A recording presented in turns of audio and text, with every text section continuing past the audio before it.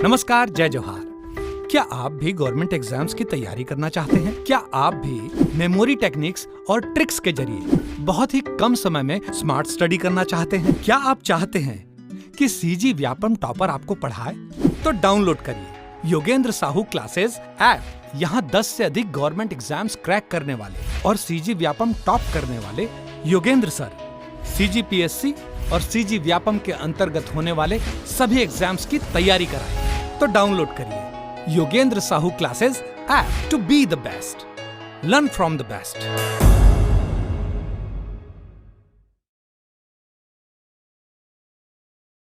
कोई भी सपना साकार करने के लिए सबसे जरूरी है सही कोच का होना। चुनिए Yogendra Sahu classes first rank को और करे अपने सीजी व्यापम CGPSC का सपना साकार। Download the app now.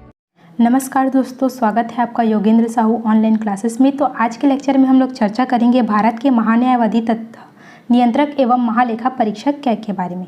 ठीक है, तो अनुच्छेद 76 इसमें दिया गया है भारत के महान्यायवादी के बारे में। ठीक, तो भारत के महान्यायवादी की नियुक्ति राष्ट्रपति द्वारा प्रधानमंत्री की सलाह पर किया जाता है।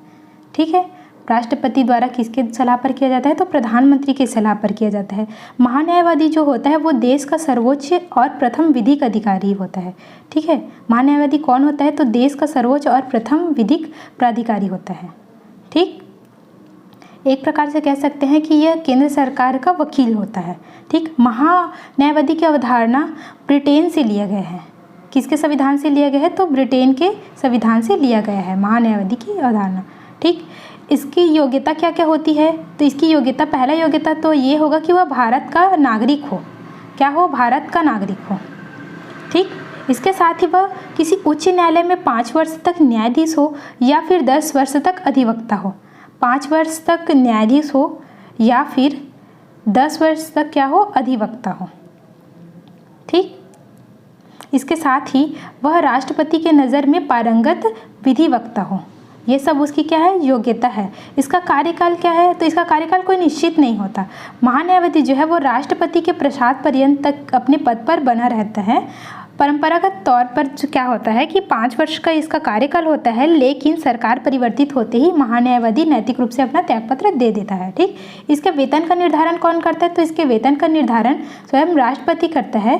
ठीक, ये इसका वेतन केंद्र सरकार की संचित निधि पर भारित होता है। ठीक, और ये अपना त्यागपत्र किसको देगा? तो त्यागपत्र भी राष्ट्रपति को देगा। क्यों? क्योंकि इसकी नियुक्ति कौन करता है? तो इसकी नियुक्ति राष्ट्रपति करता है, इसलिए त्यागपत्र कौन देगा? किसको देगा? तो राष्ट्रपति को ही देगा।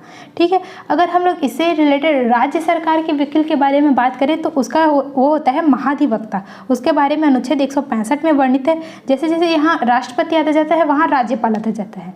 ठीक है, जैसे महान्यायवादी की नियुक्ति राष्ट्रपति के द्वारा की जाती है, तो महाधिवक्ता की नियुक्ति कहाँ की जाएगी? किसके द्वारा की जाएगी?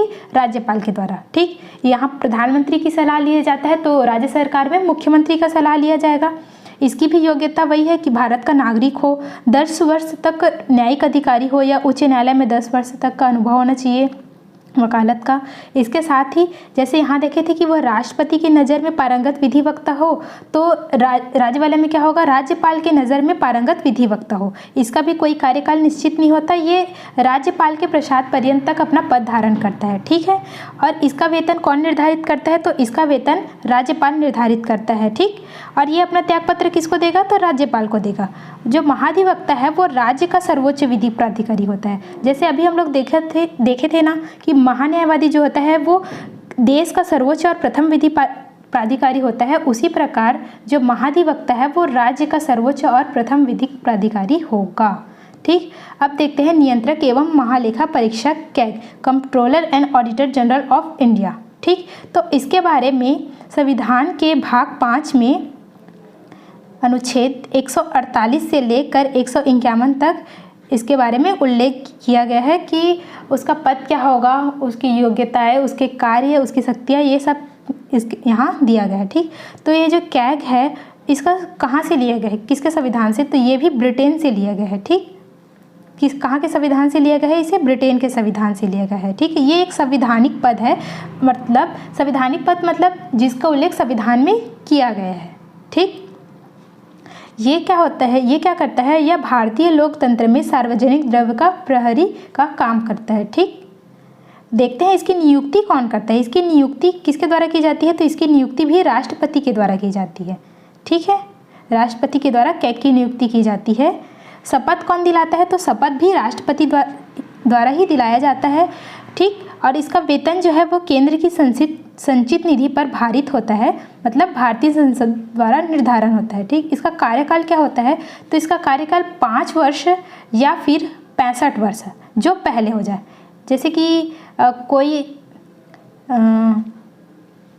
62 वर्ष की उम्र में कैग के पद पर बैठता है, लेकिन 3 वर्ष में तो वो 65 वर्ष का हो जाएगा, तो उसको त्यागपत्र देना पड़ेगा।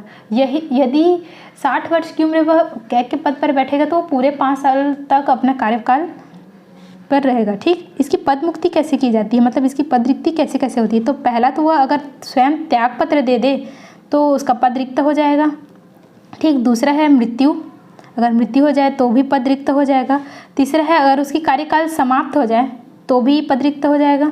ठीक, चौथा है महाभियोग जैसी प्रक्रिया, मैं बोल रही हूँ महाभियोग जैसी प्रक्रिया, ये नहीं बोल रही कि महाभियोग प्रक्रिया। क्यों, क्योंकि महाभियोग शब्द केवल और केवल राष्ट्रपति के लिए ही प्रयोग किया गया है और किसी के लिए भी नहीं। ठीक है, तो किसके आधार पर महाभियोग जैसी प्रक्रिया लाई जा सकती है या प्रस्ताव पारित किया जा सकता है, तो दुराचार और असमर्थता के आधार पर।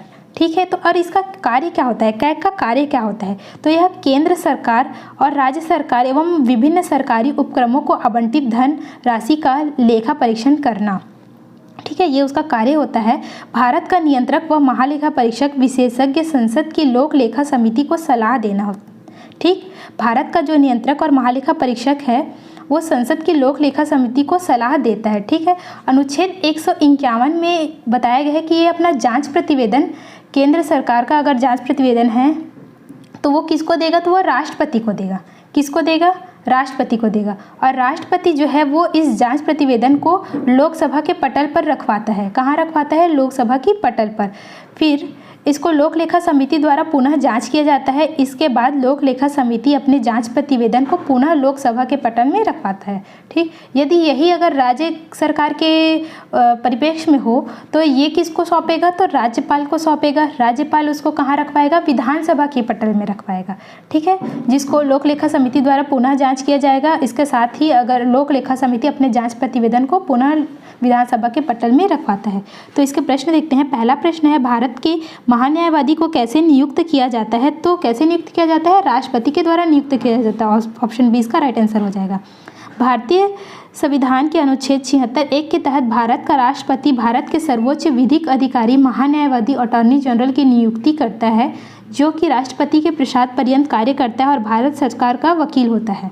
ठीक है, दूसरा क्या है, भारत के नियंत्रक एवं महालेखा परीक्षक संस्थान स्थापित किया गया है, तो भारत के संविधान द्वारा।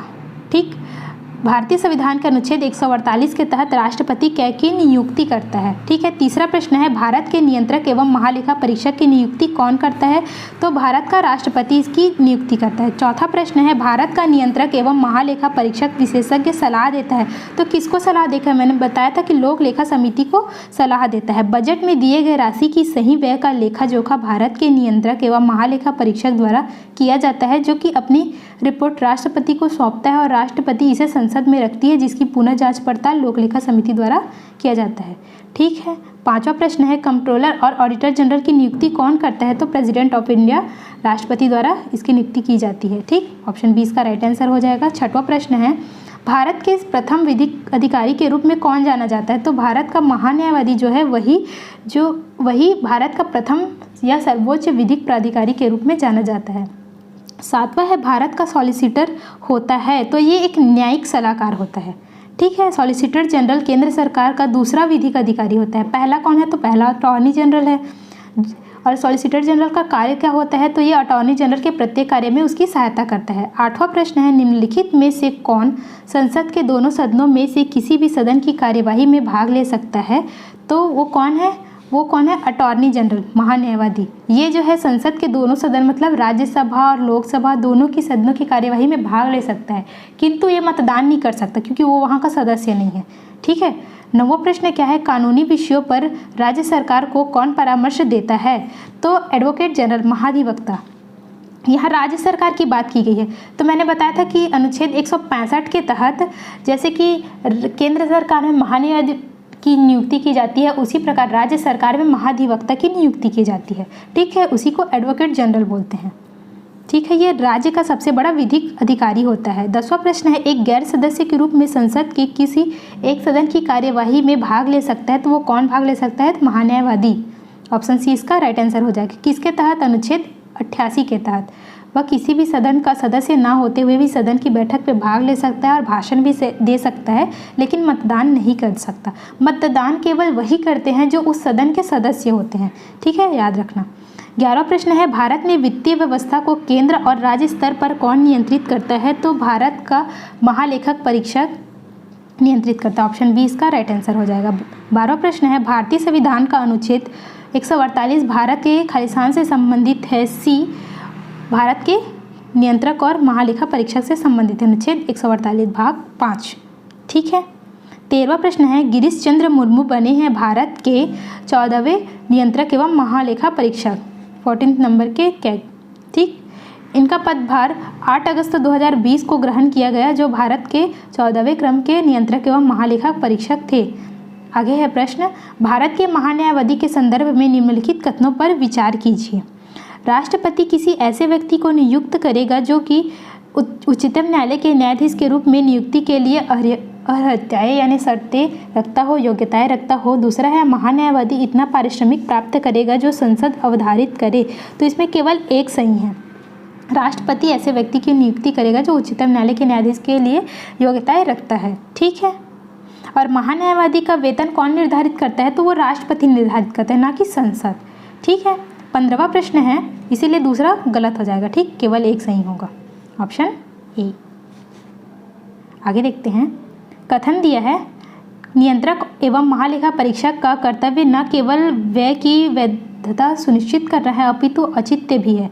कारण है उसे वित्तीय प्रशासन के क्षेत्र में संविधान और संसद के कानूनों को बनाए रखना है। तो ए और बी दोनों सही हैं, और जो कारण जो है वो कथन की सही व्याख्या भी करता है। ऑप्शन बी इसका राइट आंसर हो जाएगा। ठीक है। नेक्स्ट क्वेश्चन है, भारत के नियंत्रक एवं महालेखा परीक्षक की नियुक्ति की जाती है तो राष्ट्रपति द्वारा की जाती है। ऑप्शन ए इसका राइट आंसर हो जाएगा। भारतीय संविधान के अनुच्छेद 148 के तहत भारत में एक नियंत्रक एवं महालेखा परीक्षक होगा, जिसकी नियुक्ति कौन करेगा? भारत का राष्ट्रपति करेगा। तो आज के लिए इतना ही, मिलते हैं नेक्स्ट वीडियो में। अगर आपको किसी भी प्रकार का डाउट हो तो आप कमेंट बॉक्स में पूछ सकते हैं। धन्यवाद।